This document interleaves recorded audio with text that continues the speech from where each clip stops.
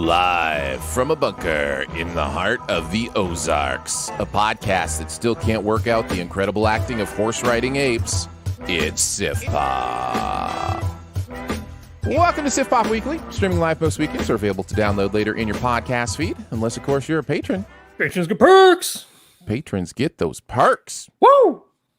I'm your host, Aaron Dicer, and from sunup to sundown, he was taught every possible way to kill it on a podcast. It's Andrew Ormsby, ladies and gentlemen. Ahoy! Each week, we'll chat about movies, TV, and whatever else from the pop culture universe is on our minds. And please welcome our guest this week. He's in hiding, so he changed his name to Jonathan. It's John Paula, ladies and gentlemen. Please don't. That's a trigger for me. I hate when people spell it with an O. It sounds so wrong. Good to be back, fellas. Yeah, welcome, guys. We are excited. Now, if you are listening to this podcast audio only and you've never joined us for the video show, I want to officially invite you to, and also let you know that the default recording of that show, now this can change through different weeks and different schedules and that kind of stuff, but in general is now going to be Saturday mornings. So if you're up around 10 a.m. or so Eastern, or what would that be on the West Coast? Like 6 a.m. 7 a.m. on the West Coast. Watch us live. Come hang out with us. We love having you in the comments, and it's nice seeing you there. And would absolutely officially invite you to do that. Also, of course, invite you to be a Sif Pop member. We do fun bonus shows each week for our Sif Pop members as well. This week, we are back in the MCU, guys. We are going to talk a little bit about Shang-Chi and the Legend of the Ten Rings. If I'm being honest, it feels like we never left the MCU. They've had a TV show or a movie every week, I think, since April. Yeah. We talked about that in the pre-show a bit, but yeah, it really has not stopped, and it won't. No, it's not going anywhere. Gotta get my fix. Yeah, we are also going to talk about a new movie that dropped on Netflix this week called Worth. So we'll do a little bit of that. We've got a best ever challenge, a nice little fun one where we can kind of stretch it a little bit and kind of cheat around the edges. But we're doing cheat around all those edges. We're doing the best. Go ahead. Aaron said, and I quote from the email, just for everybody, just so you know that the best ever challenge this week is movies that deal with rings.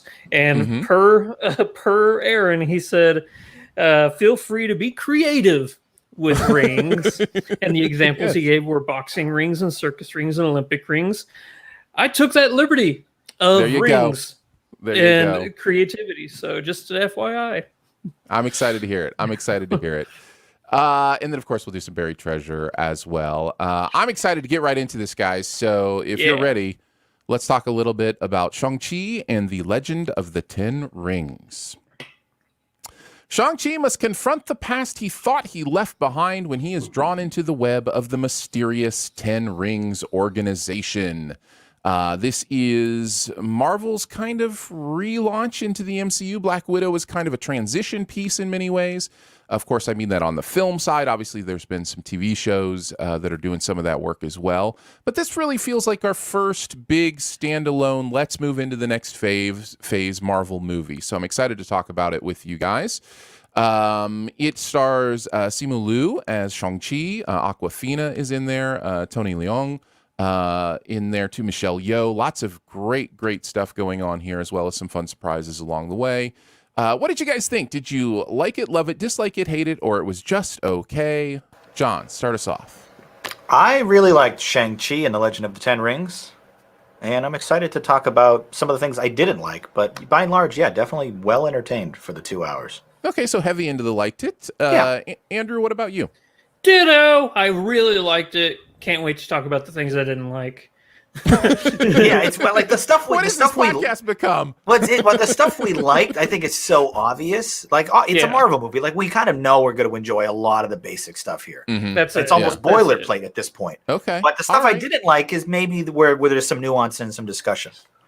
Okay, yeah, no, I understand what you're saying. It was just funny. It was like, yeah, I really like this movie, but let's really get into the negatives. Let's tear it apart. Guys, I liked it more than you. I loved this movie. I had so much fun. That's great. Now, I am the type, you know this if you listen to this podcast, I am the type of movie watcher that wants to give myself to a movie and really just embrace it and go all out for it. And I did with this movie. I got emotional during this movie. I had so much joy. I'm glad to see really, I mean, yes, there's some Marvel MCU stuff peppered in this. That's all to be the case. But I was really glad to see how much of a standalone story this was and how willing they really were to tell this origin story. And it's nice because the story is not just an origin story, it's also a world building story. And so you get some fully formed characters in this world, as well as the new quote unquote superhero that we're eventually going to be rooting for as they appear in other Marvel movies and other properties. And I really, really enjoyed that, and enjoyed just the structure and the storytelling. I was never bored. I was always interested in where it was going, what they were doing. There was so much I like about this that I could really go on and on and on, because again, I loved it. But I'm going to let you guys talk about a few of the things you liked, and then I'll just kind of jump on the things that you're talking about, so I don't just kind of ramble gloriousness. I appreciate the ramble. It's great because I've been kind of waffling like, did I really love this, or am I just so up Marvel's butt that it doesn't matter what they put out, I'm going to enjoy it? And I mean, there's a little bit of that. I don't want to. I don't want to. Yeah, I don't want to sort of what's the word? Sort of condense this down to just, if you're a fanboy, you'll be fine.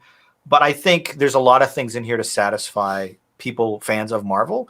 And to your point, Aaron, I think this might be the strongest origin story in the MCU since maybe the original Iron Man or Doctor Strange. I think those are my two other favorite, like, first installments. Well, that's because you don't like Captain America, but that, you know, that one was really good too.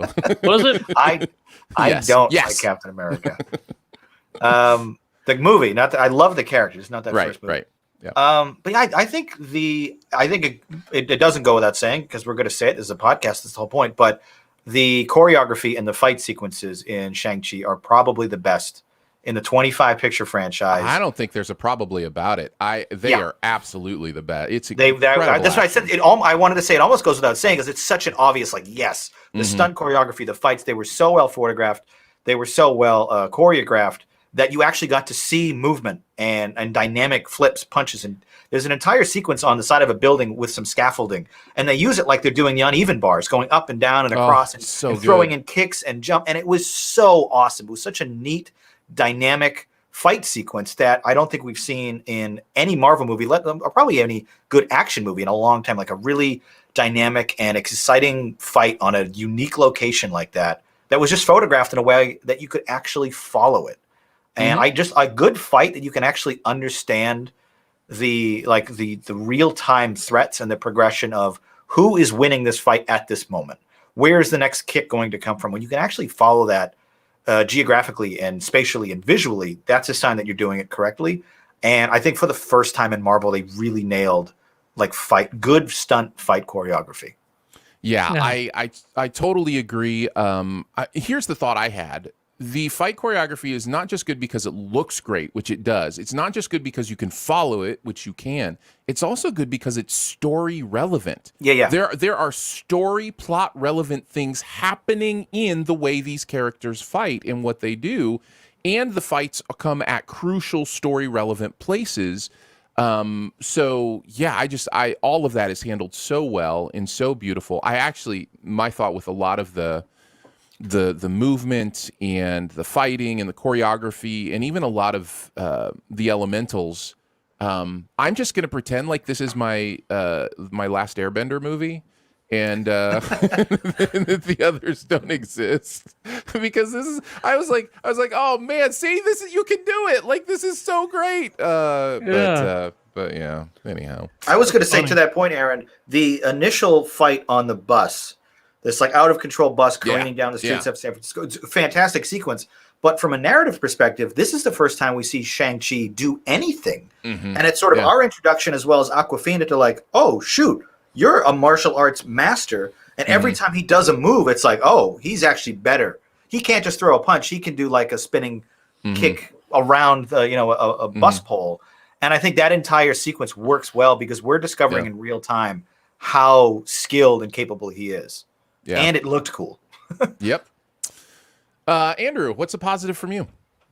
I'm going to go with the chemistry between Shang-Chi and Katie, which is Simu Liu and Aquafina. I mean, Yeah. the friendship, slash will they, won't they sort of thing that they have going on was so, just fun and lovable. I think Aquafina is just so charismatic. You can't help to love her. I mean, it's impossible to not. It's great, and it also lends itself to whenever they are in trouble, because I don't think it's spoilerish to say that Aquafina is not the lead in this movie. Ergo, she is not immune from danger. So whenever there are moments where you think, "Oh, is Aquafina gonna die?" or something like that. I'm not spoiling if she does or if she doesn't, obviously, but like there are moments where she is, like John said, she's not a martial arts expert, so she's just there in the environment, and she could get hurt, and so that tension for her is real, and it's just so exciting to watch a movie where you actually feel stakes again in a Marvel movie where with Loki or Falcon and the Winter Soldier, we know that our leads are going to be fine. It's the side characters, but I think that Aquafina's character is so relevant to what's going on in the story that I felt genuine dread for her. I'm like, oh, I like this character. Please don't let anything happen to her. Sure. Yeah. Yeah, that touches on another one of my favorite things, which is the Simu Liu character, Shang-Chi. I think the casting on that is so perfect because it's this balanced combination of, just kind of normal 2020s dude and martial arts expert. That's a tough balance to pull off, and he's so perfect. He can crack a joke, he can be silly, he can you buy him as just like a buddy pal friend, and then at the same time you buy him as Shang-Chi, and so I was really impressed with that. Then you add to that Tony Leung, who gives this movie a gravitas like off the charts. He was so good. He was one of my favorite villains in a long time. Yeah. And I don't even villain's even too strong a word, perhaps. That's what I was going to say. Misunderstood. I empathize with him. I feel so sorry for him. Yeah. So bad for him. Yeah. And that's what you need. Like I keep coming back to it, man. Don't give us more Ronins, where it's like, oh, I'm bad for the sake of being bad. Give us more Mandarins, or give us more of I'm trying to remember him from Black Panther, Killmonger. Yeah, or Thanos, something that drives them besides just rage. And what drives Tony Way in this movie is so heartbreaking, but at the same time, you still see enough other than the pain in him that you're like, yeah, it's sad what he's going through, but he's still not a good guy, So right. It's a tightrope that I think the writing and his performance pull off masterfully for me to both love and despise this character. Yeah. Yeah, I agree. Which makes for a great antagonist, because he's layered and complex, and you can empathize but still not agree with his decisions. And I think that made for a really compelling narrative, especially since it's so familial. You have this sort of a strange father-son relationship at the core of the emotional stakes of the film, which I feel like a lot of Marvel movies miss. How many other Marvel movie characters do we even know the parents of? I feel like so often they're just like orphaned or dead. Oh yeah, we don't. I mean, we get a little bit with Tony's dad in Endgame, and certainly Thor and his parents were a driving force of some of his movies. We meet Peter Quill's dad, at one point. But I mean, I feel like a lot of the times they only ever show up when they need to be a bad guy, and this movie I think did a better job of leveraging the emotional connection as sort of just the origin for his upbringing and his powers and whatever, and then kind of circling back to making that such a crux in the third act. And we haven't even talked about Fala Chen, I believe is her name, who plays the sister. And Yes, you Mega know, Zhang. okay, sorry. Apologize for that. I was reading that incorrectly then. But anyhow, Oh wait, the go ahead. maybe I'm wrong. Maybe I'm wrong. It's possible. But whoever played the sister, I believe it was Fala Chen. But I think the best part is none of them were white men for a change. right, and that is another point we should talk about. Is I'm very happy to not know who some of these actors are. I love the fact that Simu Lee is just completely new to me. Mhm. And he crushed it. Yeah. I thought he was fantastic in the lead. Awkwafina I know from a few different roles, and Tony Leung as well. But it is so refreshing to see a movie that's, for lack of a better word, not whitewashed. Like, you can make a big summer tentpole blockbuster and fill it with a bunch of relative unknowns or minorities, and it can still totally work. And then, of course, Michelle Yeoh is there because it's a movie about martial arts, so of course she is. But she's incredible. She's incredible. she's great. You can't go wrong with her. It's like you need a movie with martial arts and like mystic, spiritual, ancient, whatever. Michelle, I'm available. I'm on speed dial. Just throw her in there. She probably didn't even have to rehearse for this. I wanted to bring up the sister because I did want Yeah. to say that there is that real familial element to the story here that is so important, and it really gives credence to every character and their story and what they're going through. You know, there are a lot of interesting origin kind of things going on here, not just for Shang-Chi, you know, for a lot of these characters. So I did want to mention that and then transition into the cultural stuff because I was very impressed from the beginning how unwilling this movie was to cater to a white audience. So that starts. Oh, there's a bunch in native Chinese. That's what I'm saying. A Right bunch from of the the dialogue beginning, is- it's saying, I love that. this is going to be a naturalistic Mandarin speaking movie, and for maybe the first 20 minutes, I don't know that we hear, and maybe that's an exaggeration maybe, but definitely for the first scene, we don't hear English. No, And you hear the a Mandarin while. speaking Mandarin. Yeah, and I really appreciated that. Anytime we review a movie that is culturally placed, I try to do as much research as I can when we can't get somebody in from that culture to talk about the movie. And it seems like it's very well accepted in the Asian community, and that they really feel seen with a lot of the choices as far as parenting structures, cultural things. That it feels very much like an experience to them that is authentic, and that's so important. And I'm glad to hear that. Yeah, I did just want to mention that, and because that is not a small part of what's going on here, and it's so important for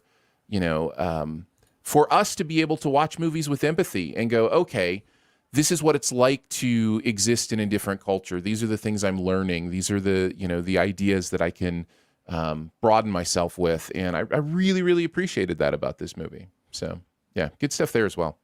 Yeah. I know you guys are excited to talk negatives. We can certainly get into it. Who wants to start? John, you're the guest. Why don't you start with the negativity? Andrew had his hand up. I'll let you go. Oh well, Andrew, super excited. Go for it. Yeah, okay. Well, I think for me, the biggest negative for this movie is the forced reminder that this is an MCU movie. The cameos, feel so out of place, and like they had to have been written in there where I'm like, yeah, you didn't need that. You didn't need to remind me that this is an MCU movie. Honestly, if they would have just, kept it, like, all we see is Shang-Chi and all of these new characters, and you don't try to pander by throwing in, some characters that we're already familiar with. It just made it seem, it kind of messed with the flow of the movie for me. I don't know why, because cinematically, there's nothing wrong with it. I mean, they made it make sense, kind of, but at the same time, and this is more the part in the middle act as opposed to the end. The end I'm totally fine with. But it just made me question, like, did you not believe in your movie enough for us to, love it without having these cameos? My other negative is that I don't think this movie gets off to a good start. And that's mainly what I mean by that is it was a little bit, it was difficult for me to like get my pace going with this movie, like at the very beginning with Aquafina and Shang-Chi. So I was like, okay, yeah, I'm not sure any of this is necessary. It just felt like a really weird way to introduce a character. But once the movie like picked up, like, and I got where it wanted to go, that's when I got fully invested in this. The action was great and stuff like that. Although I do think that there were some moments, while this is the best shot and best choreographed, action in the MCU, I do think that there are moments where there might have been a little too much going on screen for me to really like focus in on like a specific thing or like an important aspect of like either the combat or the action going on around. Those are my negatives. I have responses to all three of those negatives. The one that I think line them up, shoot them down. Yeah. No, the one that I feel like is probably the most valid, especially for a large portion of the audience, is this is interesting because I say that maybe to a large portion of the audience that's more kind of in the mindset that we are, is the Marvel cameo kind of thing, right? Like it really does like jar you a little bit sometimes. But I think that's a natural thing starting like a new property, because you're almost like reminded, oh yeah, we're in the MCU when that kind of stuff happens. And so there's a little bit of jarring element. I will say for a different portion of the audience, that stuff is candy. Like that, they love that stuff, and that's part of why there's I don't even want to call it a cameo, but there's one character from an older property that makes an extended appearance in the second act of this movie that I loved. I thought it was such a fantastic way to kind of tie things back up on what was kind of a loose thread from an older movie. And it was just very, very funny. And the joke you opened the podcast with, Aaron, regarding the Planet of the Apes, I think the funniest joke in the film. I laughed so hard at that sequence, maybe because I'm just a Planet of the Apes fan, but there was something about that moment, that joke that really landed. And I like that, like bringing back old characters. I think it's something Kevin Feige has mentioned, that he loves bringing back older sort of background or supporting characters that you think we've forgotten about. And it's like, oh, you thought this guy was done and we didn't really care about him anymore. Well, let's just bring him back as like a comic relief here. And I like when they do that sort of thing, and that you reintroduce people we've forgotten about. Yeah. And I like the earlier cameo and some of the stuff. Certainly feels like fan service, but at the very start of the movie, there's a shot where Shang-Chi walks in, I think just into his apartment building, and the camera hangs for an extra beat on the outside of his front door, because to the left of his door is a wall with a bunch of poster bills on it, and they mention specifically, do you have like post-blip depression? Call this number, and it's like a sign-up sheet for therapy if you've been blipped or unblipped. And I like that little subtle world building that like, we're still in a world where half of existence left for 5 years, and that's extremely traumatic, and they're still very much dealing with it. Since the movie was set in San Francisco, I kind of wanted to see a scene where they walked back through that big memorial that we saw Scott Lang and Ant-Man in. Maybe they were taking the memorial down. Like I another little callback to something like that would have been appreciated, because I am genuinely interested in how does this world work after everyone left and then came back, because it seems like nothing has changed when clearly it must be very, very weird to live in that universe. Yeah. I want to jump back in real quick before Aaron gets on my other two negatives. If it's not necessary to watch, but it is good entertainment. There is Marvel used to do shorts. I don't know if you guys knew this or not. I didn't, and I looked them up after we got home from the cinema, and I got to go check out the one you're referring to. Okay, there's one called All Hail the King. You can watch them on YouTube. And All Hail the King is not necessary to enjoy this movie, but it sure does make for some entertaining commentary afterwards. So, I think there's 4 or 5 different shorts that I highly recommend. 5, that I highly recommend everybody go and watch. But I think out of all of them, All Hail the King is the best, and it's the one that ties into this movie. Yeah, that is Okay, a great Aaron. recommend. We haven't mentioned it yet. We will be recording a SIF spoil on this, even if for no other reason to talk about the post-credit scenes and that kind of stuff. So just wanted you to know that there should be some spoilers in your podcast feed if you've already seen the movie. So your other negative points, and now that I'm trying to remember them. I had the cameos, the too much action, like so much was going on in the action, and then I also had the beginning of this movie. It wasn't a slow start; it was a jarring start, I guess you could say. And that's the one I would. Yeah, that's the one I would push back on the most. I actually really love the momentum and work into this movie because that origin scene that you're talking about. I think you're talking about the origin scene with Shang-Chi and Katie. Yeah. The origin of the rings and stuff, all that stuff I'm cool with. But when it gets the introduction of Katie and Shang, that's whenever I was like, without that, I feel like we don't get enough of the normal dude Shang-Chi. Like we really have to feel that he has fallen into this life of just being a is it a Gen Z millennial? I think that's Gen Z at that point. They're in their millennial. He's our age, or and I think they're in their mid-20s. I think he's like 24 and his sister's like 20. If I understood the timing correctly. Is he supposed to be mid-20s? I did not get that. I think so. I could be wrong because so he was 14. And then they talk about 10 years. Yeah, 10 years. Yeah, but they also at one point said it was like 1996. And so does this movie take place in 2006 or 2023? Marvel timeline's kind of all over the place. Yeah, no. You're right. Maybe I completely missed that. I assumed they were like, Simu and Awkwafina's actual age. They're like mid-30s. Right. Yeah. Which would be millennials. He was born in 89, so that would be 32. Yeah, 32. Yeah. Okay. And Awkwafina's, I think, around the same age. Whatever age they are, I liked seeing that like normal. Normal millennial life. Like, what is my purpose? What am I doing?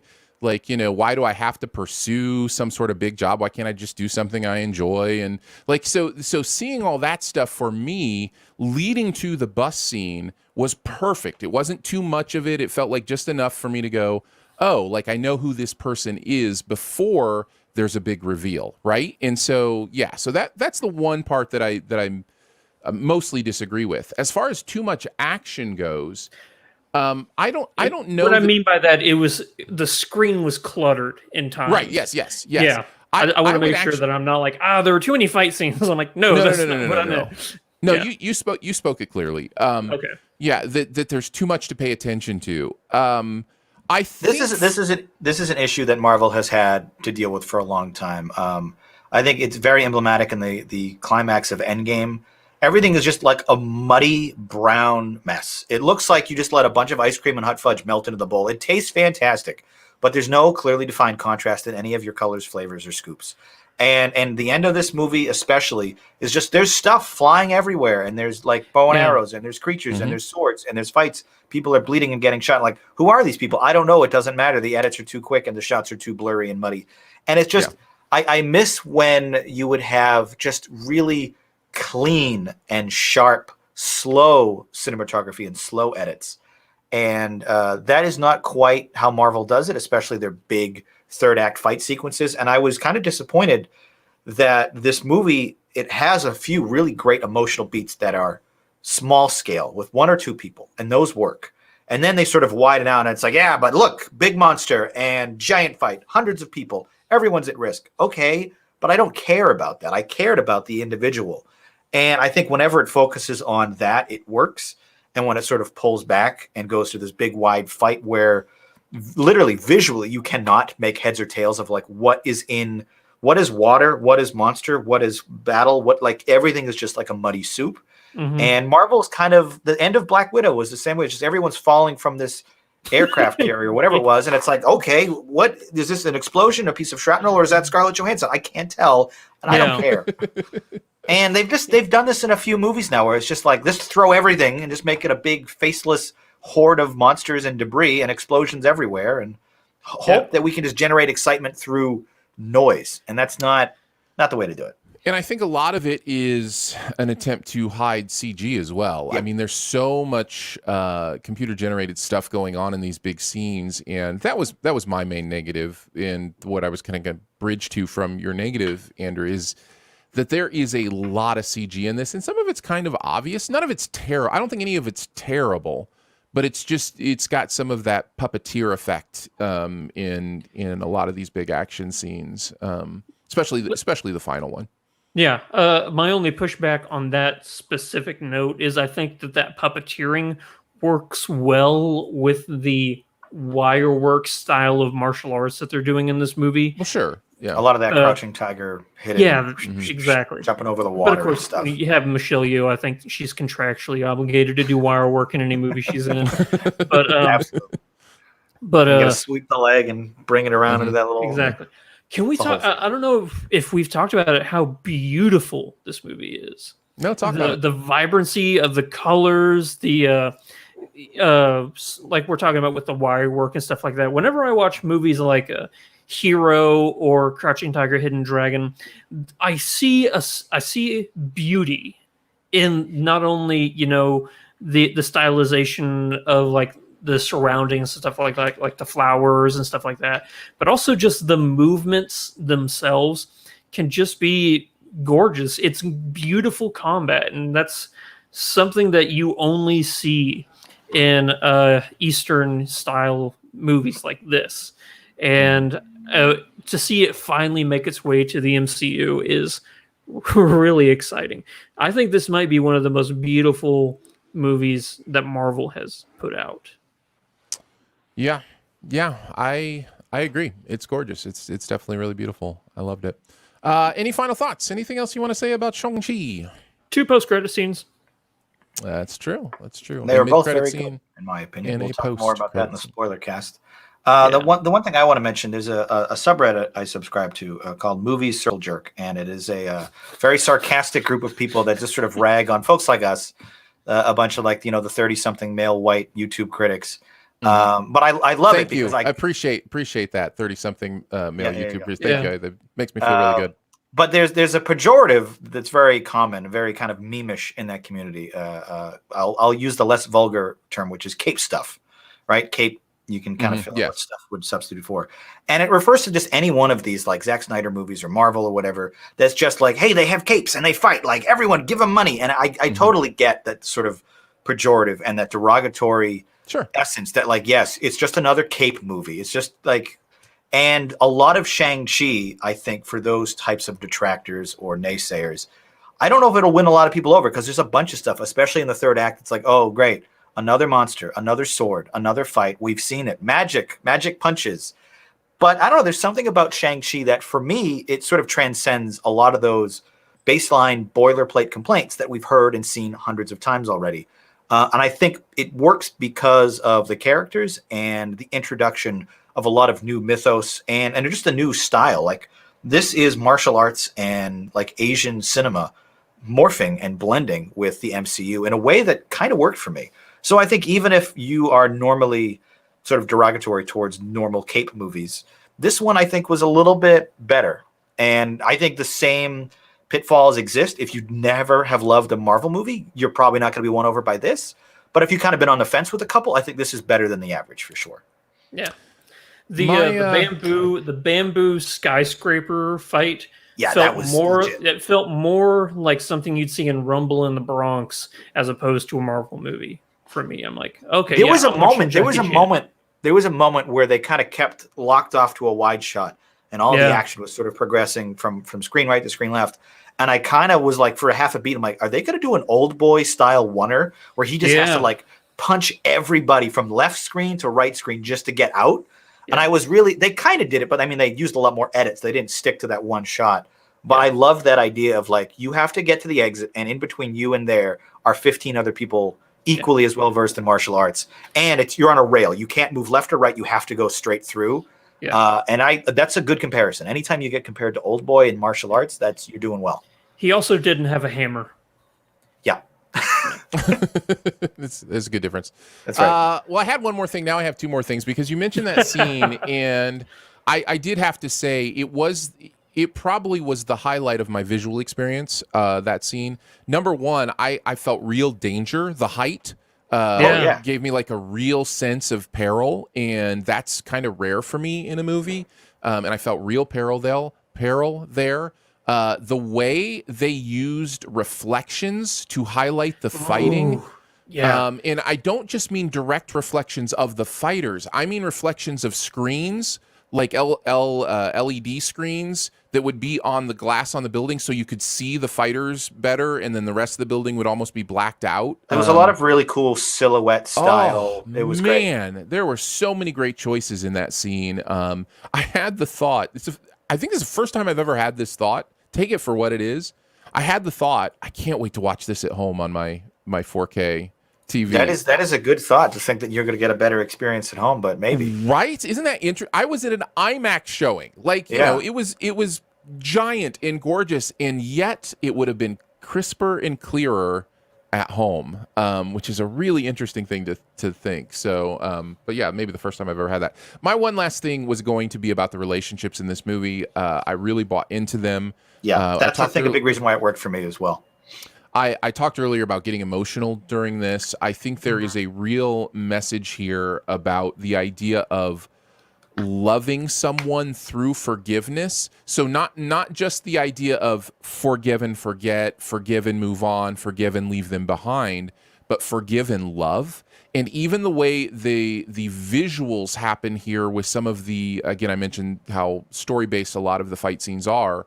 Some of the visuals of the fighting styles represent grace and forgiveness versus aggression and anger. Yeah, I mentioned that earlier. There's a fight at the end of the movie that's more intimate and personal, and that really worked for me. But then when they kind of switched to the other just faceless horde, it's like, okay. Right. Then my emotional stakes completely went away, and it's like, go back to the other fight. I found it extremely moving and very powerful, and really appreciated them doing that. So, but also that scene that you're talking about, Aaron, it's that the two stylizations, the one of grace and beauty, and then the other of brutality and aggression. You know, the best part about that scene is that you can see the middle ground.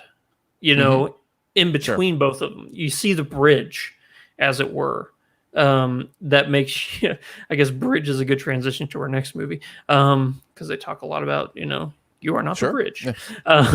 But it really makes, it was really beautiful in the sense of like, oh yeah, you see the aggression and the brutality of one versus the grace and love, and yet somehow there's a middle ground in there, and that's what this movie.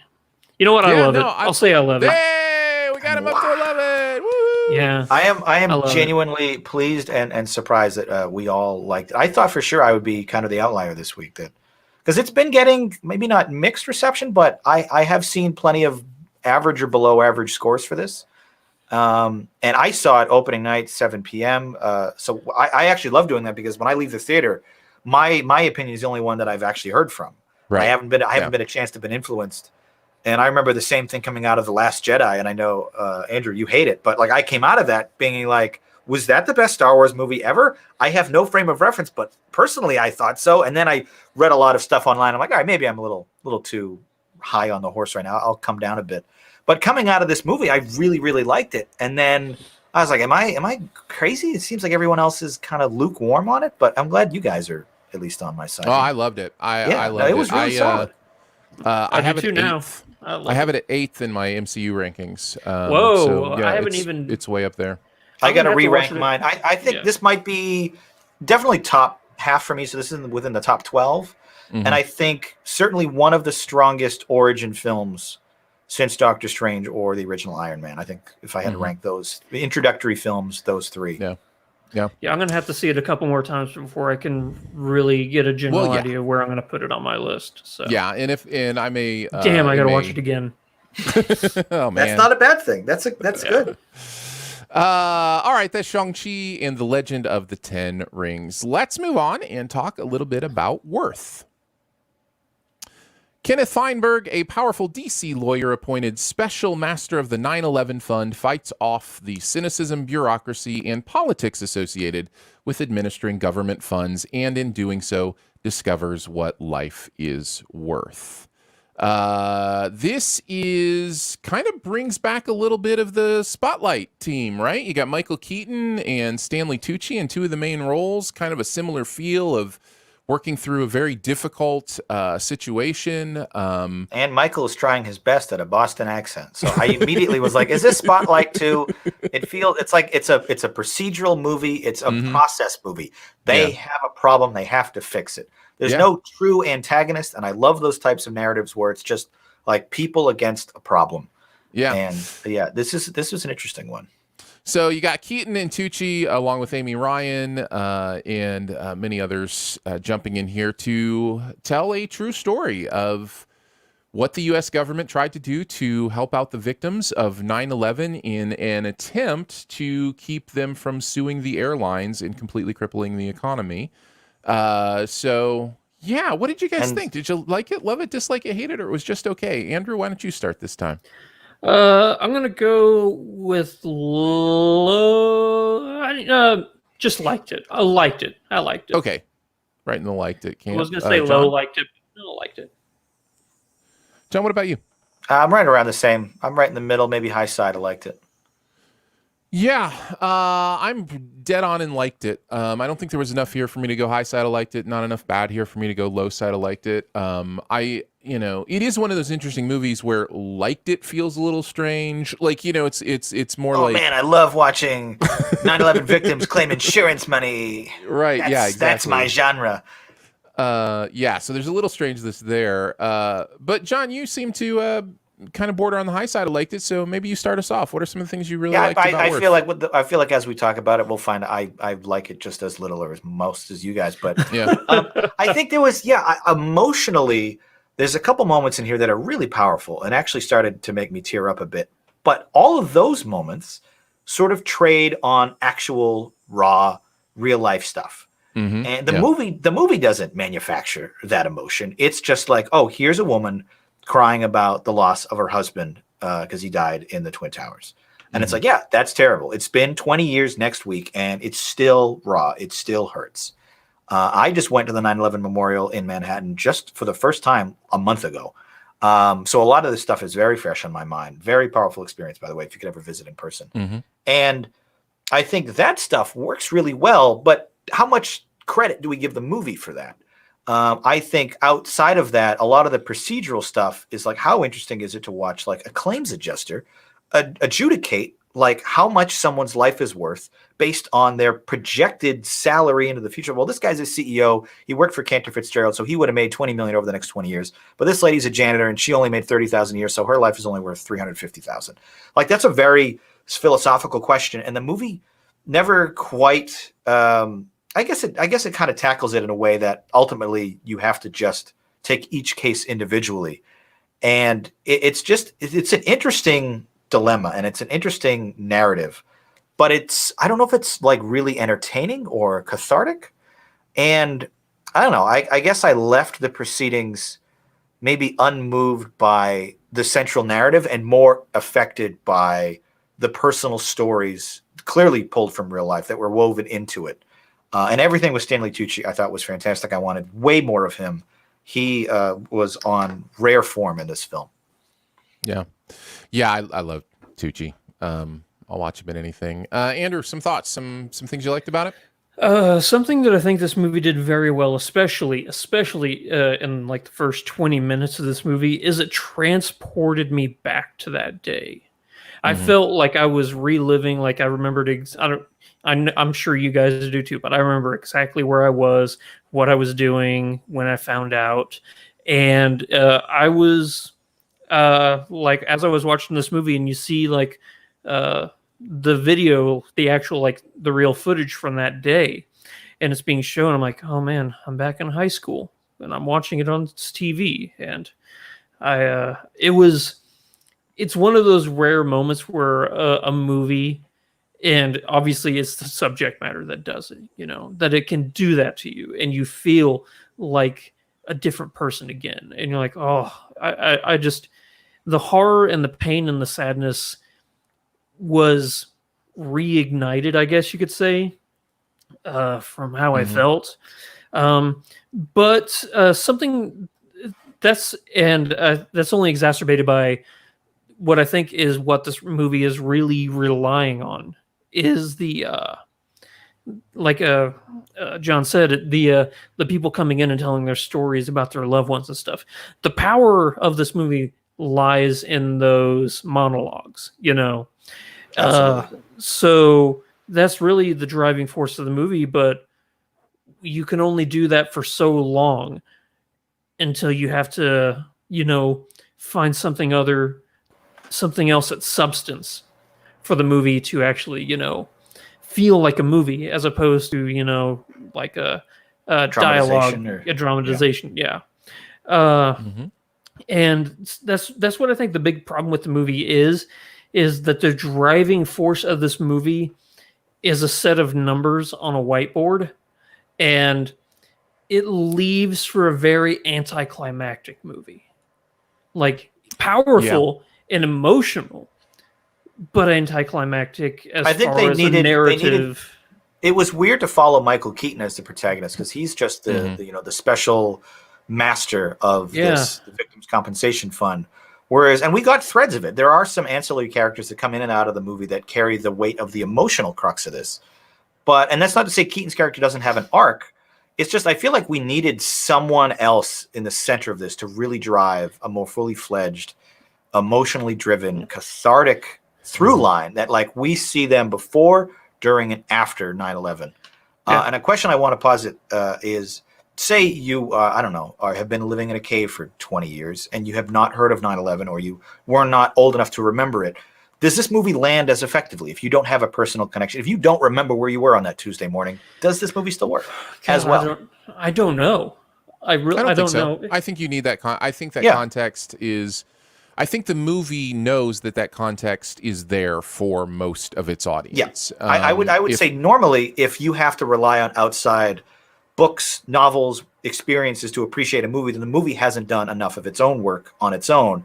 But with 9/11, like, who honestly hasn't had some connection to it over the last 20 years? I mean, it's in the same way that, you know, none of us lived through World War II, but, you know, or Pearl Harbor, but we understand what that means. And, you know, a movie wouldn't have to do that extra work of showing us that to have that be the foundational launch point, because this isn't a movie that's like taking us through the actual day of 9/11. This is a movie that's sort of taking us through a backdrop.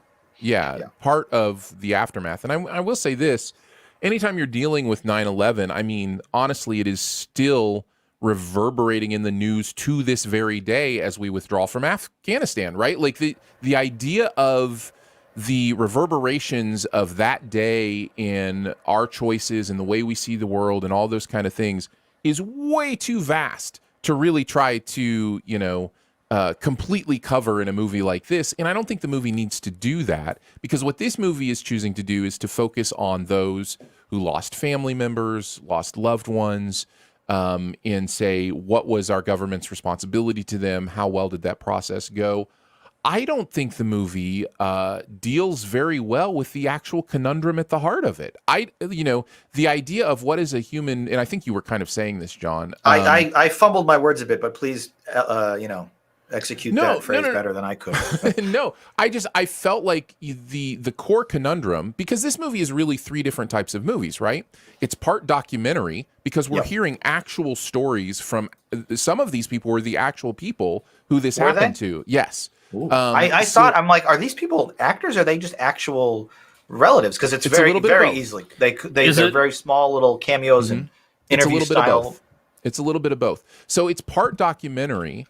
It's part awards bait, right? Like there's definitely a feeling of like this is grand and important, and from the producers of Spotlight and Michael Keaton, like there's kind of that awards mentality to it. And it's part conundrum movie, right? The idea of it wants you to leave going, what do I think is the right thing? What is the moral thing to do here? And at the center of the moral conundrum is what is, to me, and obviously there's different contexts and parts of this, but is what is the government's responsibility to its hurting citizens in the wake of a tragic event? And how do you draw those lines? How do you decide, what that number is, what that value is if you're going to go down that road? And the movie only kind of winks at that. Like it doesn't really go into that conundrum. And I wanted it to, because I want to think about those things. I want to talk about those things. I want to talk about, does the government have any responsibility in those in those times, and where do you draw that line? I think the answer for me personally is yes, but how do you figure that out, when you're dealing with using taxpayer money to, give money to victims of a tragedy? What kind of a tragedy does it have to be to, like all those questions are really interesting to me. I think what's really interesting from my perspective is, as I watched it at the beginning of the movie, I'm like, just cut everyone a $3 million check and call it a day. Just even Stevens across the board. But then as you get more into it, I'm like, actually, that actually isn't fair. That's that. And they mentioned that there's a good conversation between Stanley and Michael where it's not about fair. It's about just. It's about being just to each individual case.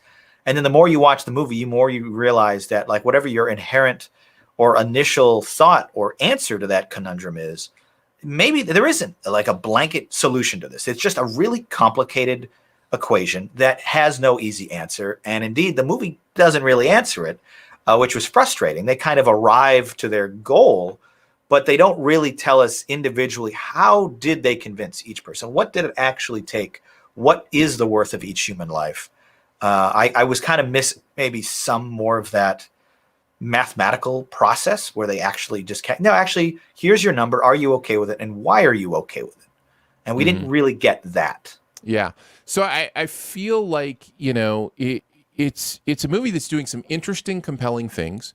There are very emotional moments, and the subject matter and the emotion is probably why I come out on the liked it, part of it, because I'm glad I watched. I'm glad I heard some of these stories. I'm glad that, and I'm glad to see Stanley Tucci and Michael Keaton doing stuff. Like, they're always fun to watch.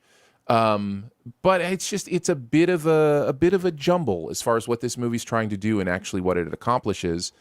And maybe that's just because the situation is a bit of a jumble. Maybe this is a no-win kind of movie. Maybe there's no way you tell this story that feels complete because there is so much around the edges of it. But I don't know. I think that the big issue is that this movie, like you said, wants to teeter-totter between the moral conundrum of, the money and like the value of life and, stuff like that. But it wants to be a movie about numbers, but it also wants to be a movie about worth of a soul. And I think where this movie messed up is that Michael Keaton should not have been the lead. Yeah. Stanley Tucci's character should have been the lead. I agree. Because I think it's a way more compelling story. The fighter, the guy who's going up against something. There was just not a lot of opposition. Michael Keaton's entire dilemma is just, I have to change my mind. Like he has full power the entire movie to do exactly what everyone needs him to. And he's just like, I don't know. I think we should stick with this. Stanley Tucci's the more compelling, I think, arc. I agree with you. I will tell you the probable reason it's not is because it's Ken Feinberg's book. It's based on the Ken Feinberg telling the story. That would entirely be it then. That's probably why it is this way. Yes. Yeah, it's but having said that, if I had to give one negative for it, that would be it. Like, make it a Charles Wolf, which I guess is a made up character, or I guess he's just because I tried to look him up and I couldn't find anything. No, that character was a real person. A lot of the other it was victims just like an and stuff amalgamation. No, a lot of the other victims were conglomerates, but the actual Stanley Tucci character was based on a specific person who for what it's worth, fixthefund.org not only still exists, it still exists is what I meant to say. It not only existed, it still exists. And you can visit it. And right at the top, the fund is fixed, updated December 1, 2003. Yep. So there you go. Wow. I wanted to mention just a couple things and maybe give more light as to why I land in the liked it camp. I think this movie handles particular scenes really well. There is a scene of awakening for the Feinberg character to the fact that it's not going to be as simple as he thinks when he's in front of a large group of people that I thought was handled perfectly. It may have been my favorite scene of the movie. The big crowd scene? Yeah, when he gives his first presentation to the victims. I agree. I just thought that was a beautiful representation of him figuring out, I was, the beginning seeds of, I think maybe I'm wrong about how this is going to end up being handled. It's way more raw and emotional, and it feels real. Right? Yeah. It feels really authentic to a person like that, how they would fumble their way through that because they say the wrong thing or, whatever the case may be. I remember as soon as that scene started, I'm like, oh boy, this is going to get interesting very quick. Yeah. And So I like that. There was that when they had the sort of the emotional rawness of the event, butting heads with like the mathematical lawyer. I think that's where a lot of the greatest tension of the movie came from. But it didn't always, kind of rub up against it. They strayed away from that thread a lot. And the moments where those two opposing thoughts and dynamics bridged is where I think the movie succeeded the best. And then the only other thought I has was the movie uses Tate Donovan to set up a foil, and I don't know that the movie needed it, but it wanted to have that big, dinner scene, moment, and I don't think that actually happened that way in real life. I think the movie. No, I think a lot of this was just like really boring. Yeah, they just do it. You just have to do the work, run the process, make the phone call, visit the people, run the math. Yeah. There's not like a big blowout emotional public scene that could serve as your climactic denouement. That's what I was talking about. Like, that's like the most cinematic moment in the movie, and it's like, really, it didn't quite work.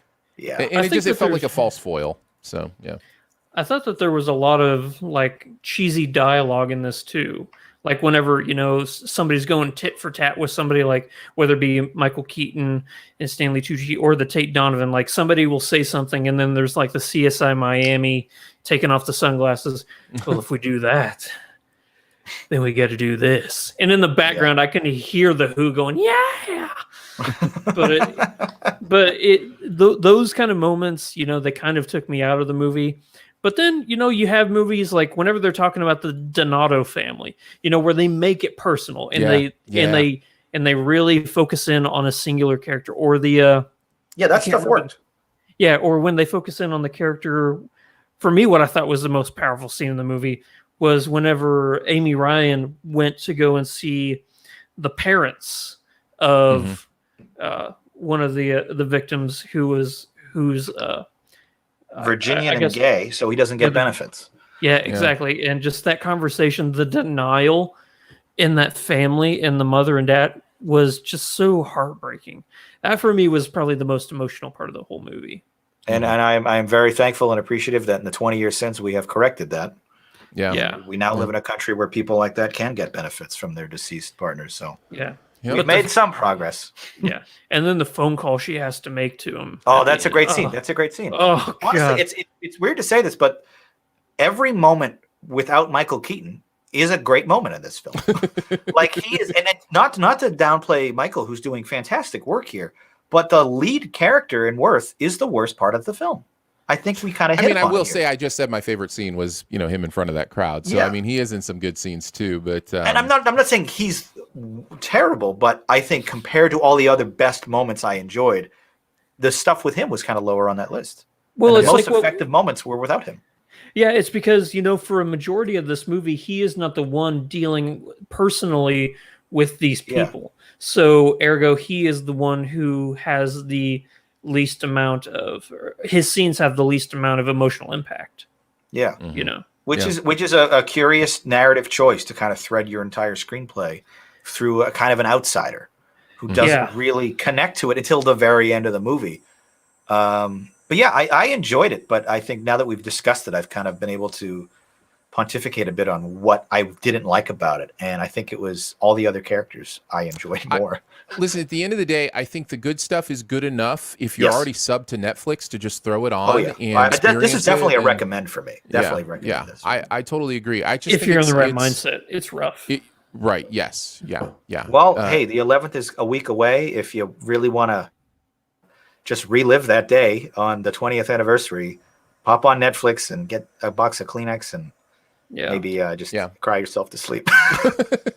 How old were you guys whenever Great recommend, Jonathan. I was a sophomore in high school. I was 14 at the time. Okay. Yeah, I was 25. Is that right? Seems right. Yeah. So, yeah. And Andrew, you're my age, right? You're probably high school as well. Yeah. Yeah. So. Yep. Super traumatic. They had us watch it all day. Probably not a great idea to let a bunch of teenagers just watch 3,000 people die on live TV. But you live and you learn. The moment that people started, having to get out of the building, like from up top, like jumping and stuff, they sent us all home. They sent us all home. Your school had more foresight than mine. We just kept watching. I don't. That's probably not the best idea. Yeah. They sent us home at like the regular. We would probably sat there and watched 5-6 hours in a row. They canceled every class, and we stayed in the library all day, like a big group of us. Wow. No, yeah, we went from class to class. Everybody just had the news on, and no school. But I think around 10 or 11, they just send everybody home. Yeah, that's probably. I wish they had done that. Yeah. Yep. I just traumatic. I just remember being at work and hearing about the first plane, and then being on my phone with my wife, and she said a second plane just hit, and I said, "Oh, we're under attack." Like that was when it clicked. I was like, "Oh, that's not two accidents that just happened to be like, you know." My thought when we heard the second one, we were prepping for an English test that for some reason my teacher still made us take, and I remember this is at it's like 9:05 a.m. right after the second plane hit. Yeah. I remember turning around in my classroom saying, we're going to tell our grandchildren about this. This is our Kennedy moment. And I had the foresight and the prescience then to be like, this is absolutely like world stopping news. And we're going to have a very different afternoon. Yeah. I don't know if it was like a ignorance of youth sort of a thing, but there was before 9/11, it's just, there was a sense of security and comfort that, oh, that was everybody. I mean, the 90s were just such a colorful time. Techno music and ridiculous outfits and the Spice Girls and the Macarena, and everything was wonderful. And the stock market was up, and President Clinton's approval ratings were great. And then comes Y2K, and everything starts sliding after 9/11. And we had a recession, and like everyone starts losing their jobs, and we go into two never-ending wars. Like, that was sort of a linchpin for the America's lost innocence. Definitely a lot of things changed that day. Welcome to the History Cast. Whenever you talk about a movie like this, it's very important. Yeah, I think too, and with the 20th anniversary, I think this is a good conversation to have for sure. Yeah, definitely, absolutely. If you want to check it out, it is on Netflix. I should mention Shang-Chi is just in theaters, which is another part of that story that we didn't talk about. But this is the first theater-only Marvel movie for Disney. Maybe their first theater-only movie. In a minute. Yeah. I think Jungle Cruise, that went to video as well. So it's going to go to Disney Plus, but it's going to be, I think they said a month plus something. I think. It's not day and date. It's day and a month and then a date. Yeah. they're kind of, it's a much briefer sort of, home release schedule than usual. Usually it's 3 or 4 months. Now it's like 4 or 5 weeks. Well, let's head into the best ever challenge. Before we do, though, another thank you to our SIF Pop members. A reminder, you can get the ad-free version of the podcast as a SIF Pop member. You also have the opportunity at different levels to have the bonus podcast. We talk about the state of the MCU this week on the bonus podcast and how we feel the MCU is doing, where it's going, and even use sexual metaphors. So there you go. Oh yeah, I put that out of my memory. If you want to check that out, that is Patreon, patreon.com/siftpop. If I was listening, I would have been like, huh? Okay, I'll check it out now. That's worth a month. That's just good marketing right there. That's right. Patreon.com/siftpop. Thank you to those who support and make this podcast and website possible.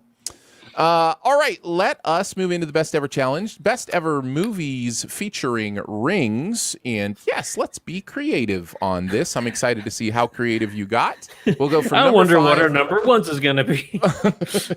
We'll go from number 5 to number 1.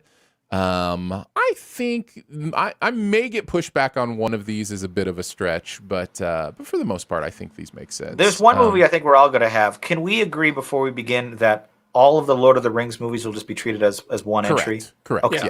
Yes, that is correct. I don't want to just have the top 3 be the 3 separate movies. No. Okay. No. That has always been the case here at SIF Pop. We treat the LOTR as one film. As for it good should. or for ill, as it should.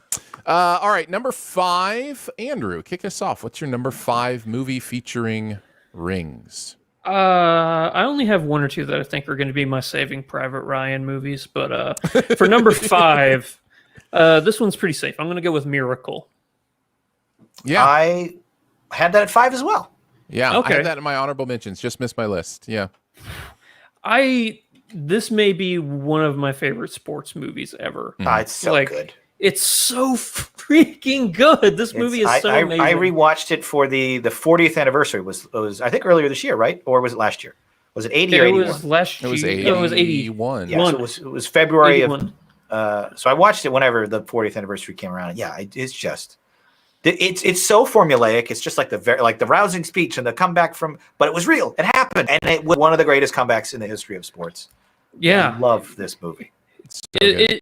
The scene I always come back to is again. You know, who do you play for? United States of America. You don't play for the name on the front. You play for the name on the back. Yeah. Yeah, and then you just stand up and you go, oh yes, and God, I said that line wrong. But this movie. Yeah, you said. I know you said it wrong, but I knew what you meant. I wasn't going to be the guy. Great moment. Yeah, I was going to let you be one to correct yourself, but no, I think Kurt Russell was amazing in this. His Minnesota accent is great, and I think honestly, it's a movie where you care so much about the coach, and it's about him, teaching these kids, but you care so much about this team, and because what this movie does so good is the elimination, they have to get the roster down to a certain number, and by the time they get down to that final cut, it hurts, man. There's an emotional sting that comes with that. You're like, oh, any one of these guys, I'm going to get upset if they get cut. And I don't know if we explicitly mentioned it, but for those who don't know what we're talking about, the Miracle 2004 movie Miracle is about the Miracle on Ice, the hockey Olympic gold medal match against U.S. and Soviet Russia. We didn't mention that. Some people might actually not know about the Miracle on Ice. And the ring connection is the Olympic rings. The Olympic rings. There you go. Case. Yeah. So, and I think they say to this day, the Soviet team that was put on ice is still the greatest hockey team of all time. It's just one night, one game. Yeah. A bunch of kids beat them. It should never have happened. That's what I love about it so much is that you any other year, any other time, any other tournament, it was like that perfect storm of like a bunch of amateur 20-somethings beat the greatest team on ice, the Soviet Russian squad who had won like 5 golds in a row. And it was like, let's just put together a bunch of kids from Minnesota and Boston and see what we got. And they did it. It's unreal that it actually happened. If this was just a fictional movie, it'd be like, that was fun. But it literally happened, and it like shook the sports world that year. I have a question for you. Do you think if the U.S. had ended up losing in the gold medal game to Finland, maybe I forget who they played in the gold medal, because this wasn't Finland. the gold medal game.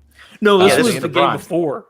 This was to right. determine who was going to go to the gold medal. To the gold medal game. This I think was the bronze medal or whatever you want to call it. No, because the bronze medal is the loser of the two semifinal. Yeah, anyway. Yeah, because it was Russia and Sweden were playing for bronze. If they lose the go-ahead. If they lose the gold medal, do you think this still has the same oomph to it? I kind of think maybe it does. Oh, it does. Like it kind of stands on its own, even I without think the gold. It was like a cataclysmic moment to beat the Soviets at their own game. I mean, it would have been a bummer to go. We walk away with the silver after that, but I mean, people still talk about the Patriots' perfect season in 2007 when they won 18-1. So I think, it definitely would put a big damper on the end of it if they don't complete the whole thing. But going the regular season undefeated is still an unmatched accomplishment. Only the 72 Dolphins and the 2007 Patriots have ever done that. So I think, it would still be talked about. It would still be a huge sports accomplishment. But I think the gold medal is definitely the icing. And don't forget that the NFL had put together an all-star team to play them in an exhibition match. To play the Soviets in an exhibition match, and they got demolished. In the Olympic team. NHL. What did I say? NFL? Yeah. Well, because we were just talking about Patriots. But they did. Yeah, they absolutely. No wonder that the Soviets won. they put together the NFL. No, but no, the refrigerator Perry is like going down the ice. No,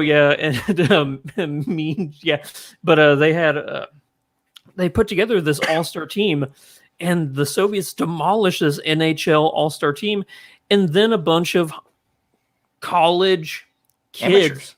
Amateurs were put on the the Olympic team instead of the NHL players, because the NHL And players I didn't remember want to reading, and maybe they even say this in the title cards at the end of the film. Some of the hockey players from the Miracle on Ice team didn't play hockey ever again. That was like the last game they ever played.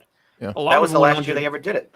Yeah. Some went into the NHL, some played professionally, some went into coaching, but most of the guys just like became accountants or whatever, or motivational speakers, and it's like just a wild confluence at the right time. Can you imagine? The best Olympic movies for sure. Imagine having the greatest Olympic moment in U.S. history, and then you go into the office and they're like, "Hey, Brad, can you get some TPS reports ready for me?" I know you won the Olympic medal against the greatest team of all time, but I really need those. I'm going to need you to come in on Saturday. Yeah. Well, I know at least locally, guys like Mike Eruzione have probably not bought a drink in a bar for 40 years. Yeah. Oh, you can kind of dine off it forever. Yeah. He can walk into any bar in Boston and be like, "Hey, it's Eruzione!" Yeah. And he is just beloved in this town. And I'm sure the Minnesota guys over the Callahans and any of those guys, none of them are buying drinks. All right, I will go next. You're number 5. This is where I have Rocky. Number from, but it's my number 4. It's my number 4. So all right, we'll get there quickly then. But Jonathan, what do you have? Oh, you had Miracle at number 5, didn't you? Yes. All right, so Andrew, we are at your number 4, so we can talk about. I will also trump this. Okay. Fair enough. Yeah. Fair enough. I guess that means my number 4 then. This is where I have It's a Wonderful Life. Every time a bell rings, an angel I'll allow it. Gets its wings. I would not have thought about this as a Rings movie, but okay, sure. And it's kind of the central, the plot of how he gets his wings. So anyhow, It's a Wonderful Life. I've talked about it many times before. We watch it every single year, basically have it memorized. Do you watch it at Thanksgiving or Christmas? Christmas. We watch it at Christmas every year, and Christmas Eve we watch it. And it's never seen it. I know. You gotta take that off your list of shame. You should come over Christmas Eve this year and watch it with us. All right. So It's a Wonderful Life is my number 4. What's your number 4, John? My number 4 is Doctor Strange. We talked about it earlier on the show. Sling rings. The sling rings, opened up those portals. One of my favorite standalone entries in the MCU. And we don't have to talk much about it, but I think it works. It's one of the best origin stories in that 25 picture series, or just any superhero movie. I think besides maybe Sam Raimi's Spider-Man 1, one of my favorite origin stories that introduces us to a character, sets up an entirely new world. And that was a film I saw in IMAX 3D, and it was just like, they are trying some stuff visually. They kind of borrow a little bit from Inception with like the folding planet kind of moves. But it was something I had never really seen before, and it was so fun. And I'm excited for In the Multiverse of Madness. That definitely looking forward to that. Yeah. Looks like that's going to be fun. All right, on to our number 3s then. Andrew, what do you got at number 3? This is my Saving Private Ryan movie. Here we go. What do you mean? What do you mean by that? You're Saving Private Ryan? Maybe I'm not. He's making fun of me because we did movies with a male name in them, female name in the title, or female name in them. I was on that episode. We gave you a good ribbing for that. Okay, continue. Yeah. So my movie for my number 3, I'm going to go with Arrival because their language. No, I like it. I like it. Ringed. Yeah, it's it's a very circular. I appreciate the creativity. This category, I think, allowed a little more outside the box. You said, freedom here. You can be creative. So I like this. This would have been on my list if I had thought of that. Yeah, that's great. I like that a lot. What a great movie. Oh, it's one of my favorite. A lot of these movies that actually. Miracle, if I was doing my top 200 movies of all time, Miracle would have been in my top 200. But number 4 through number 1, they're all in my top 100 movies of all time. And Arrival it's one of those very rare movie-going experiences where after watching it, that, or you've seen something that's going to stick with you for the rest of your life. Mommy and Daddy Talk to Animals is one of the craziest reveals. Honestly, that reveal right there is up there with like Luke, I am your father, or I see dead people, the ending for that. It's one of those biggest moments in cinematic history for me that I think Mommy and Daddy Talk to Animals is going to stick with me as one of those. I was there for that moment, We talked before the show, Aaron and I, about movies that stick the landing, and I think Arrival is one of those. Was like, oh my gosh, it all makes sense. It ties in beautifully, and like the last 10 minutes of that, I remember being just absolutely floored by it. Good choice. Yeah, it's also the movie didn't necessarily introduce me to Denis Villeneuve, but the movie that made me go, oh, this guy's one of the greats. Yeah, very good. He is my favorite director. Dune coming out here soon, and the buzz That's just only started a few weeks today. away now. I cannot wait for Dune. Yeah. That's my most anticipated. Or Dunk, as it says on the poster, Dunk. Hey, that planet makes an E. Aaron, your number 3? Yeah, my number 3 is Inception. Trump. Oh, got a little bit of a Trump there. We'll talk about it here in a second. That's my number 2. Not gonna lie, I completely forgot about that movie. It would probably be where I put Doctor Strange, but yeah. What do you got at number 3, John? The Greatest Showman, going off the circus rings motif. This is a movie I know some people either love it or they hate it or just indifferent to. I am firmly in the love to camp. When I first saw this movie, my wife was like 8 months pregnant, and there's a big musical number at the beginning of this film about a million dreams. It's all it's going to take. You have to just pour your heart out. And my wife and I were in a very bad situation financially, and the movie resonated so much with me, with that sort of perseverance and like you just have to put everything on the table and make it work to save your family. And there was something about it that just immediately connected with me emotionally. And just from a musical standpoint, it is just every song is a bona fide banger. And my daughter's now a little older, and now that we're financially a little more stable, we can put this on and they love it. They love to dance to it. My daughter knows a bunch of the words to these songs now. And revisiting it with her 3 or 4 years later has just been fantastic. So very close to me personally, but just as a movie, just the entertainment is just like off the charts. I love a good old-fashioned musical, and Hugh Jackman is just so entertaining. Yeah, Aaron and I have had this conversation plenty of times, but man, P.T. Barnum was such a good guy. Like, when you're talking salt of the earth, P.T. Barnum. Yeah, I'm able to ignore that. It's not a documentary. It's just a musical. One of the nicest guys you've ever heard of. It is one of those rare instances for me where I have such difficulty putting aside the context of the movie. And I don't know why I get that. I don't know why that is, other than it's not just that the movie ignores like the darker sides of P.T. Barnum. It actually reverses his character, like human character. I don't mean like movie character. I mean personal character. His it takes the thing that made him awful and puts it on a pedestal. And so that because of that, it's so hard for me to see through that. I don't disagree with anything you said about the music or the entertainment. The music's amazing. The music is incredible. Like I listened to the soundtrack like 20 times straight through. It's phenomenal. It's just hard. It's just one of those rare movies. I absolutely get that, but I do not care. No, I totally, and I'm not even sure you should. I'm not even sure like that. Like you can, both things can be true. You can know the context and that kind of stuff, and also enjoy the movie. Like I'm not sure both things can't be true. I choose to just entirely see this as like a fictional movie that's just sort of based on like a character like him. I had someone say, if he wasn't called P.T. Barnum in the movie, would you love it? Like it'd be one of my favorite movies of all time. Like if you literally just call him Hugh Jackman, the Greatest Showman, right, there are no more problems. Jack Human. Yeah. And I think just because there's that sense that it needs to provide historical or documentary context to a real life figure, you get lost in this well of like personhood. And he was terrible, but also the other side is it slaps. Like that is a great song. So good. It's so good. I can't wait for Michael Gracie to do the Ted Kaczynski musical, Montana Mailman.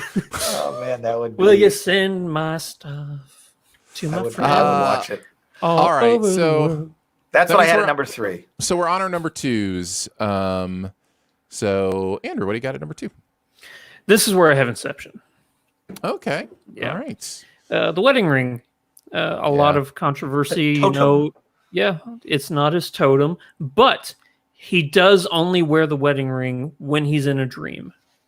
So, it's Inception. I've said 1,000 gotta times be how I me. feel about this movie. So, yeah. Yeah, I could talk But about Aaron, it yeah. in all, like recently watching it under the assumption that everything is a dream was one of a really great revisiting a movie experiences for me, whether that's That everything, including the ending and the beginning. correct, that his wife is correct, that his wife is waiting for him in the real world and he's stuck in a dream for the entire movie. And that they're it's it's another layer. Yeah. Is that the theory you guys both subscribe to, or is that just a it is the viewing theory experiment? I subscribe to now after watching it with that in mind. Because and it really was an eye-opening experience where I was like, even if this isn't true, Nolan is smart enough to know that this is that this could be true and that this works, and it has to for the film to feel as deep as it does. You have to wonder, maybe Mal is right. And so I've never watched it since Aaron's told me that theory. I've always gone with the now I go with the final layer is the layer of reality. Like, we do see a reality layer in this movie as opposed to everything being a dream. But I do need to rewatch it for the simple fact that it's just a great movie. But also I need to rewatch it with that mindset of everything is a dream. Because you were talking about Michael Caine talking about come back to reality and stuff like that. Yes.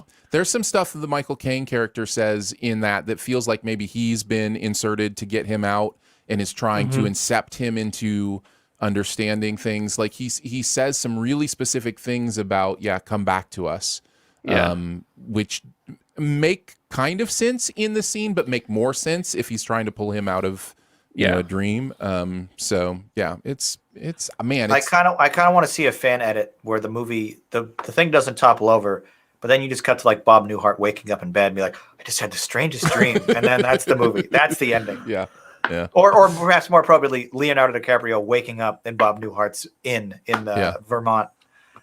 Is this Nolan's best film? I don't think so, but I think a lot of people have it up there. For me, it's Prestige. Prestige is definitely, I think, maybe my favorite. I loved Interstellar, but the guy is very consistent with fantastic movies. Yeah. Dark Knight. That too. Gosh, he's good. You forget he did the Batman movies. He's good, isn't he? All right. Aaron, what's your number? 2? I think we're at 2 or 3. I have The Matrix at number 2. This is the one I knew I'd get those looks.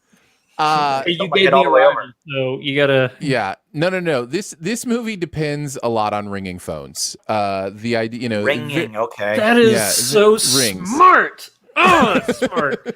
I wasn't thinking auditory. I was thinking physical, Olympic rings, boxing rings. Yeah, but ringing sounds. Yeah, I thought I was being clever with Arrival. Man, I just got dunked on by Aaron with his ringing phone in Matrix. That's so clever. That's so clever. It really is a key understanding of the movie, like getting in and out of the, has to do with, and if we're allowing the Matrix in this conversation, that's immediately like very near the top of my list. Yeah, it's my number 2 then as well. Yeah. Well, maybe number 3. We've talked about this movie a ton as well. Very excited to see what Matrix 4 brings us. It'll be interesting to see. We're also pretty close to that. Again, if things don't get shifted around, should be with us very, very soon. So The Matrix is my number 2. Jonathan, what's your number 2? My number 2 is going to be trumped, but it's Lord of the Rings. Yes. Yeah, we will trump that. And then I think that means we're time for our number 1s. Yep. I'm going to go with Cave. I'm going to go with Caveman, the Ringo Starr movie. Okay, fair enough. If you'd like. Lord of the Rings. All right, there you go. Me too.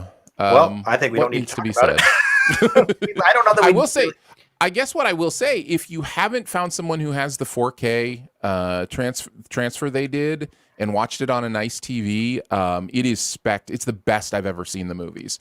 They really went all out with the 4K scans. I haven't seen this in a few years. I'm excited to revisit it when and if I get a new TV, maybe in the spring. I know they upscaled it to 4K. Did they also mess with the FPS? Did they bump it up to like 60 or anything like that? No, or? the frame rate is still 30, but Okay. they didn't upscale it. They actually did new scans of the original prints, so it's actual 4K. It's not just like the 1080, Blu-ray upscaled. Okay. Peter Jackson would not be dumb enough to do He that. wouldn't pull a George Lucas. Are there Ewoks in the Two Towers now? yes, yeah. Whoa. Brilliant trilogy. I think part 3s usually miss the mark or don't resolve a conflict well, because most first movies have to stand on their own, and then you have to introduce a whole new conflict, a dilemma in the sequel or the third part. And I think because it was written as one trilogy of novels and then adapted as one trilogy of films, you get such a cohesive narrative straight through that remains, I think, to this day, the strongest 3-picture experience ever. Yeah. I can't think of a more cohesive or consistently entertaining trilogy than the Lord of the Rings. All that care that was taken 20 years ago, in these movies, it ages the movie so well. Like, you watch it now and it feels like it could have been made now. We're coming up on the 20th anniversary of Fellowship is this December. Yeah. It's insane. What I've started doing, and I don't know if you guys enjoy this kind of entertainment, is going on YouTube and watching people watch Lord of the Rings for the first time. And that's great.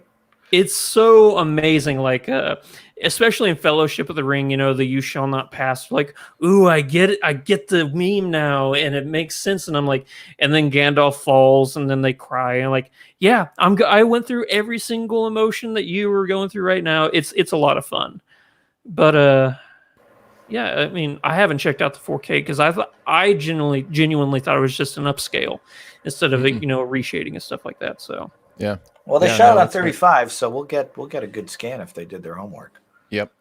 No, it's great. I have watched it. It is amazing. Nice.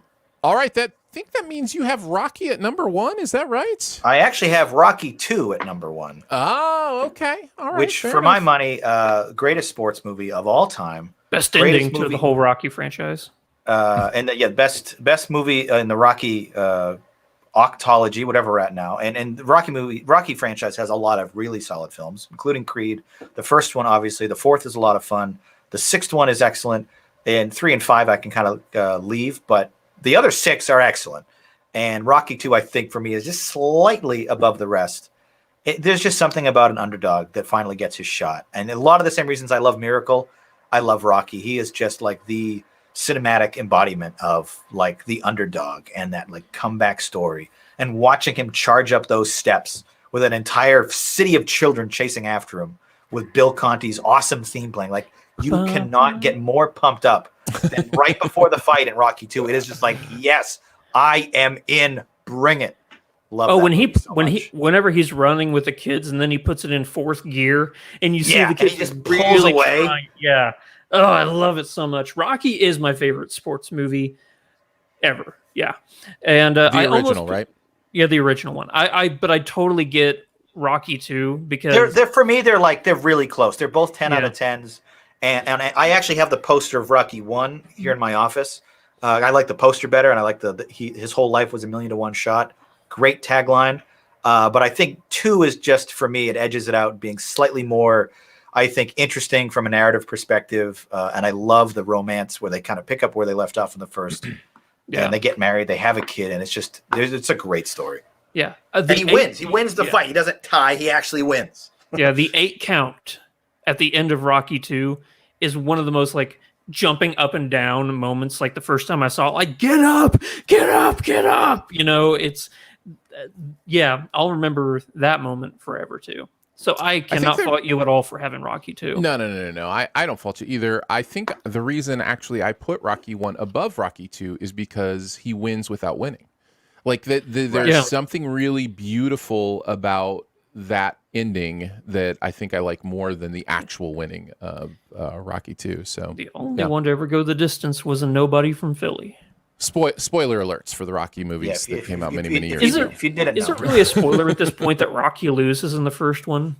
I'm sure if you've never heard anything about it or seen it, yeah, that's a beautiful moment that you wouldn't want spoiled for you. But again, Too late now. Dealing with decades. It's been out for 45 years. Catch up.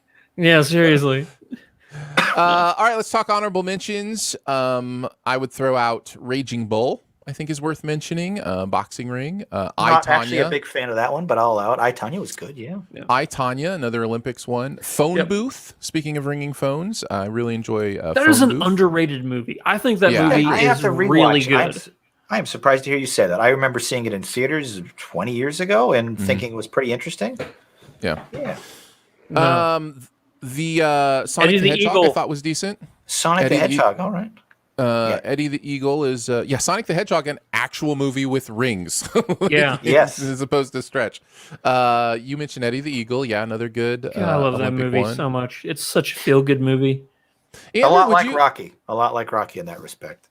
Would you include? You know what you could have included, Andrew? I think you I love this almost movie more than I almost do. included Warrior. Is that what you're going to say? No, because but it's an that could have octagon. been- It's an It's an octagon, octagon, as not a opposed- ring. That's true. That's true. Yeah. No, The Departed. Because there's a phone ring huge moment, but also a drug ring. Like, that's Yeah, you're stretching now. You're stretching drug now. ring. No. The phone Okay, ringing all right. in Matrix was Hey. pivotal to the plot. The phone ringing in Departed is just a phone. Every Yeah, but movie it's has also the a drug drug ring. ring. The drug Yeah, ring, yeah. Like, You know what? I'll allow it. that one you're on thin ice there, Dicer. All right, you're on thin ice. And any that's the other honorable Boston guy. And mentions? that's the Boston guy telling you that he's not going to allow The Departed. So Yeah. The Departed. I used to my old apartment building's in the movie. There's a scene where they're under the red line, or they're under the bridge, and you can see my apartment building. I lived there for a couple of years, right across the bridge there, and it's like, hey, I know that bridge. I used to walk underneath that. Yeah. Just fun. Any other honorable mentions from you guys? I got ring. to include. I got to include the original Japanese version, Ringu, or however you say. Oh, sure. Yeah. The Ring franchise, the original, and I think somebody just mentioned it, and I lost it from my train of thought. I haven't finished it yet. I just started it last night and fell asleep. But 1965's Help with the Beatles prominently features a Ringo Starr ring that the bad guys want to keep taking off of his. Yeah. And it's such a I thought fun you were movie. going to I say watched Yellow Submarine. No, just Help. One of my favorite Beatles albums, and the first 45 minutes that I've watched so far, I've been very entertained by. I don't think it would make my top 5, but honorable mention for sure. Yeah. Well, there you go. Best ever movies featuring rings and some Aaron, creative answers. Quick question for you. You loved Shang-Chi. Would it have made your top 5? No. No? No, my top 5 was pretty like best ever, kind of stuff. In fact, my top 4 are all in my like top 50 of all time. So yeah, it would have made honorable mention for sure. Cool. All right, let's move into our buried treasure. What's that one thing in any area of pop culture you want to make sure people know about? I will start this week. Only Murders in the Building. Me on too. Hulu. Is that your buried treasure as well? Yeah. Nice. Wow. There you go. Never heard of this. This sounds great. This is my jam. They dropped the first 3 episodes. The new episodes will be on Tuesday. It incorporates elements of podcasting, true crime, murder mystery.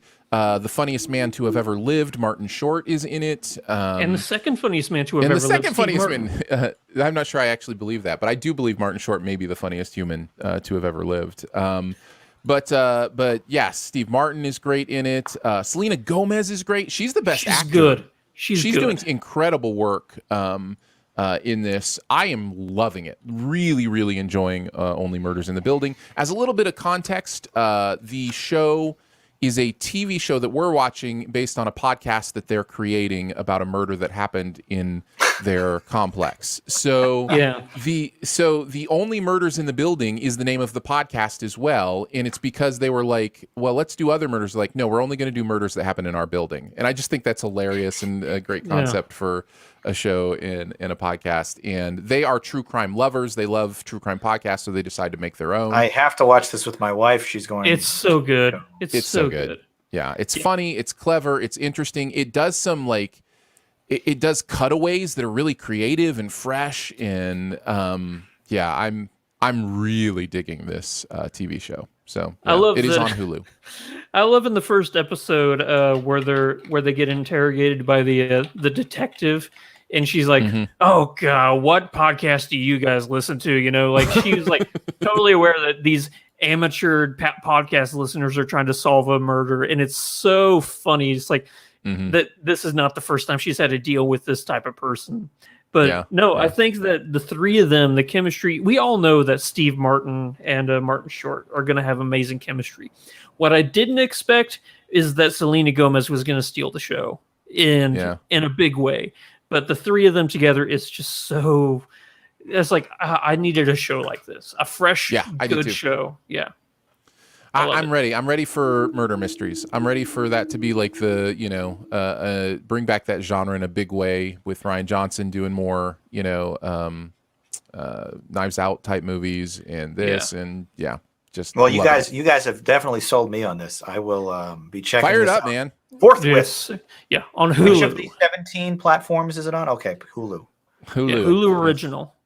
Yep. Alrighty. Well, John, I guess that just leaves you then. Andrew and I both ended up. I don't know that my recommendation is going to be as full throated, but buried treasure this week is for a little old show on HGTV that just started called Cheap Old Houses.